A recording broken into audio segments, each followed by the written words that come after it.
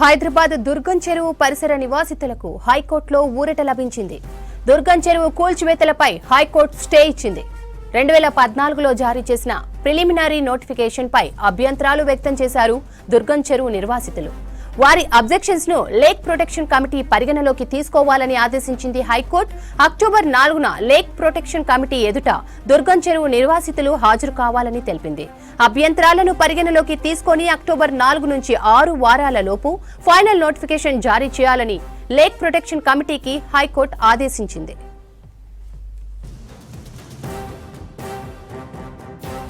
మరిన్ని details Ratnakumar live లో అందిస్తారు. రత్న, హైకోర్టు తీర్పును ఎలా చూడొచ్చు?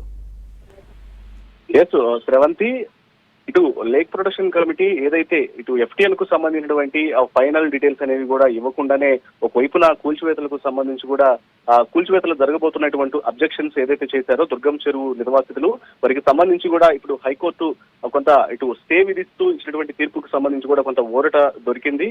మొత్తానికి అక్టోబర్ 4న లేక్ ప్రొటెక్షన్ కమిటీ ముందు దుర్గం చెరువు నిర్వాసితులు హాజరు కావాలి. నిర్వాసితులు హాజరయ్యి వారికి ఏవైతే అబ్జెక్షన్స్ ఉన్నాయో ఆ అబ్జెక్షన్స్ అన్నిటిని కూడా లేక్ ప్రొటెక్షన్ కమిటీ ముందు చెప్పిన తర్వాత చెప్పిన 4 వారాలకు అప్పుడు ఫైనల్ గా ఏదైతే ఒక క్లియరెన్స్ అనేది కూడా తీసుకొని ఫైనల్ నోటిఫికేషన్ ను జారీ చేయాలంటూ కూడా ఆ లేక్ ప్రొటెక్షన్ కమిటీకి హైకోర్టు ఆదేశాలు జారీ చేసింది. సో ఏదైతే ఇప్పుడు ప్రస్తుతానికి 2014లో జారీ చేసినటువంటి ప్రిలిమినరీ నోటిఫికేషన్ పై అభ్యంతరాలు వ్యక్తం చేసి దుర్గం చెరువు నిర్వాసితులు హైకోర్టును ఆశ్రయించారు. ఈ నేపథ్యంలోనే వాళ్ళ యొక్క అబ్జెక్షన్స్ ను పరిగణలోకి తీసుకొని గతంలో తాము ఎన్నిసార్లు ఒకవేళ అబ్జెక్షన్స్ ను రైజ్ చేసినప్పటికీ కూడా ఇప్పుడు ఎఫ్టీఎల్ పరిధి కూల్చివేతలు అంటూ కూడా లేక్ ప్రొటెక్షన్ కమిటీ ఈ రకంగా చేయడం అనేది తమకు అభ్యంతరాలు కలిగిస్తుంది అని చెప్పినటువంటి నేపథ్యంలోనే ఇప్పుడు తాజాగా హైకోర్టు తీసుకున్నటువంటి నిర్ణయం అనేది అక్కడ ఉన్నటువంటి నిర్వాసితులందరికీ కూడా కొంత ఊరట కలిగించిందని చెప్పొచ్చు శ్రవంతి.